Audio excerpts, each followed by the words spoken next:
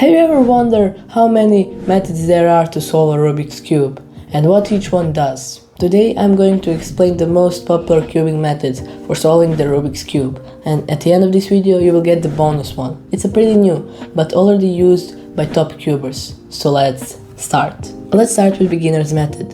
In this world, only 5 to 10% can solve a Rubik's Cube, which is approximately 60 million people.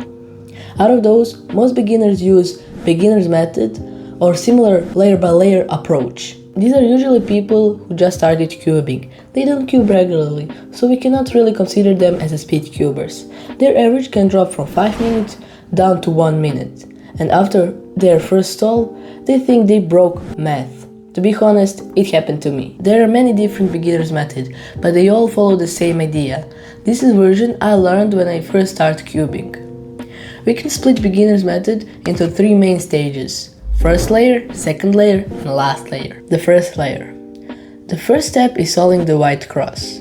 We match edge pieces with their corresponding center colors to form the white cross. The second step is solving a first layer corners. We find a corner with a white sticker. Match its other two colors with the corresponding center pieces. Place it in the correct position and repeatedly perform the sexy move until corner is solved. The second layer. The third step is to solve the second layer. We look for edge pieces without a yellow sticker. Depending on whether piece needs to go to left or to right, we use corresponding beginner algorithm to insert it into the middle layer. The last layer. The fourth step is making the yellow cross.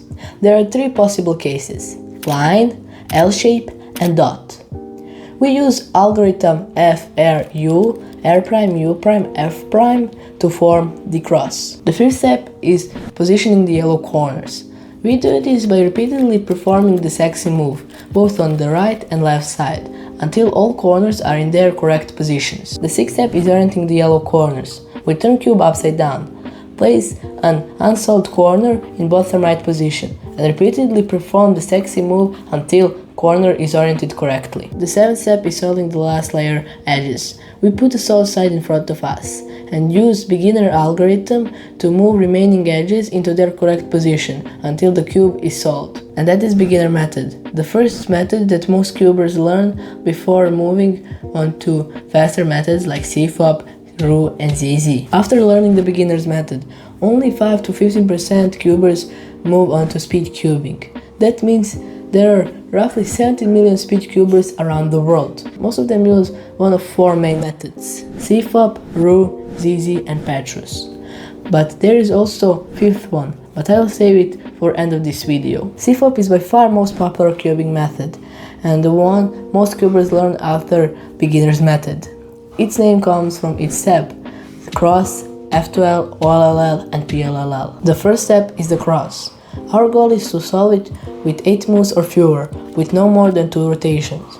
Most cubers solve it on the bottom, and best way to improve it is by planning the whole cross in 15-second inspection time. Next comes F2L. Instead of solving first layer then the second layer, like in beginner's method, we solve both layers at the same time. We pair corner and edge and insert them into the correct slot. Most beginners start with basic F2L, move on to intuitive F2L, and later learn advanced cases like WB and VLS. Third step is OLL, where you orient the entire last layer.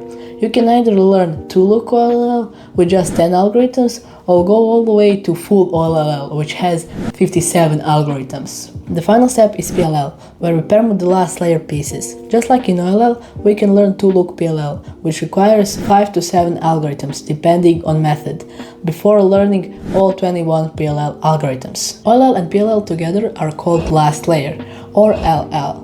Once you master them, you can take it further by learning the ZBLL. Instead of solving OLL and PLL separately, the ZBLL solves entire last layer in a single algorithm. The catch?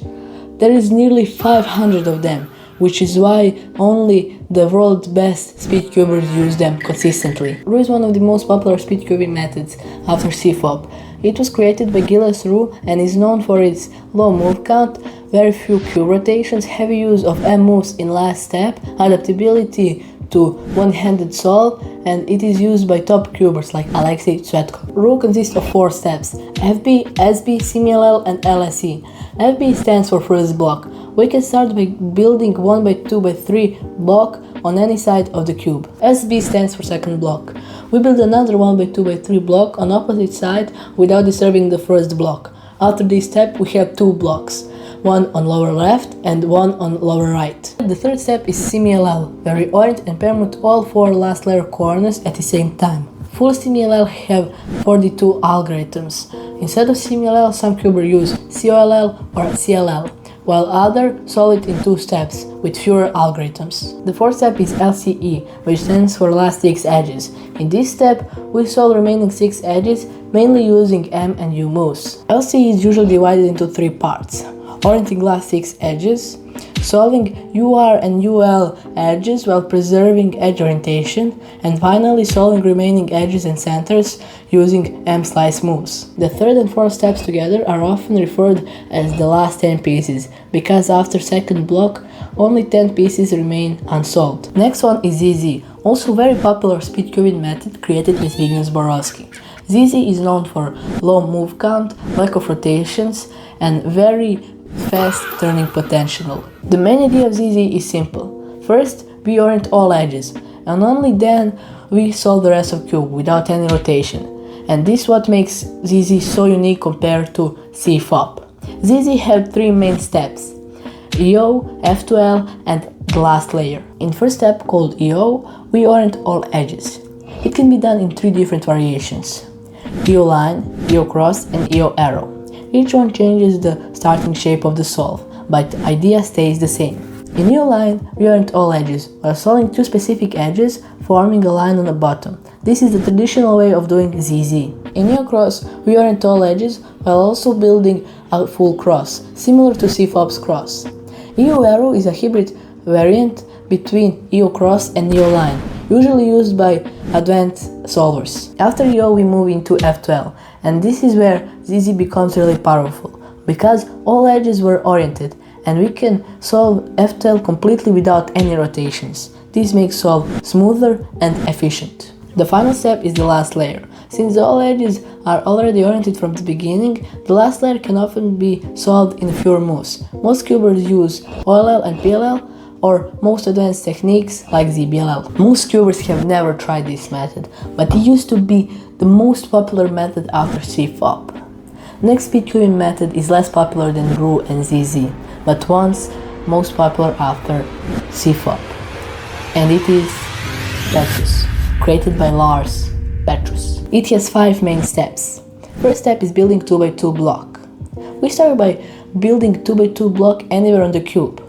It is similar to CFOP's X-Cross, because we are also building strong base early. Second step is expanding to a 2x2x3 block. Next, we expand from a 2x2x block into a 2x2x3 block. There are a few ways to do this, but it all depends on where the initial block is placed. Third, orienting all bad edges. In this step, we orient all 7 remaining bad edges. This is one of the key ideas of Petrus, because it makes the last layer much easier. Fourth step is finishing FTL. In this step, we finish FTL using only 2-sided turning. There are 2 approaches. The original Petrus approach is creating 1x2x2 block and expanding it into 1x2x3 block. A more CFOP-like approach is inserting crossed edges and solving corner edge pairs. In both cases, the last layer edges are automatically oriented. The fifth step is last layer. The last layer is similar to ZZ in some ways, because top cuber use ZBLL. However, it can be solved using PLL and OCLL, or COLL and EPLL. And here's the bonus one, the one you're probably waiting for. And it's a newer method, officially proposed in 2020, also used by top cubers. It's called the Mehta method, created by Yash Mehta. This method relies heavily on algorithms, giving it very high TPS potential and low move count, comparable to Roux but significantly lower than CFOP. Mehta has 2 main steps. First is FB, where we build 1x2x3 block on the D layer.